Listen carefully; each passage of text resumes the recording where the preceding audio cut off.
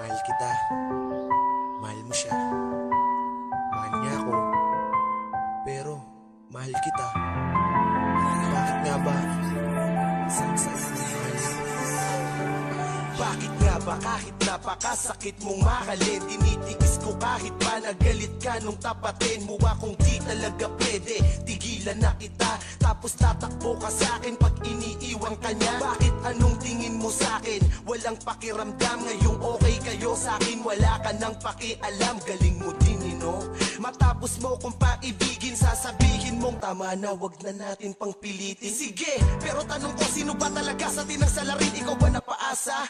O ako na, nagkamali kang mahalin? Oo, ngayon masaya ka diba? Pero antayin mo lahat ng kapalit. Balang araw iiwan ka niya bilang kabayaran sa'yo. Nabis na pananaki, magpakasaya ka. Pero tandaan mo na lahat ng bagay merong katapusan. Kapag iniwanan ka na niya ulit, asa ka pa na merong ang matatakbuhan. Itatak mo to dyan sa isipan mo, merong higit pa sa'yo na mapupunta sa'kin sa oras na makamove on ako.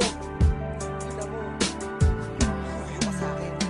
Sa isang iglap na sayang lahat, mga panahon sa'yo'y naging tapat. Ibinuhos ko naman ang pag-ibig ko para lamang sa'yo. Kaya kahit masakit nang palayain ka, titiisin ko dahil di ko na kaya dayain pa. Ang nararamdaman ng puso ang nagkunwaring tanga sa pagmamahal mo na kala ko totoo, ngunit di naman pala. Di ko pwedeng sabihing akin ka, pagkat hindi naman tayo.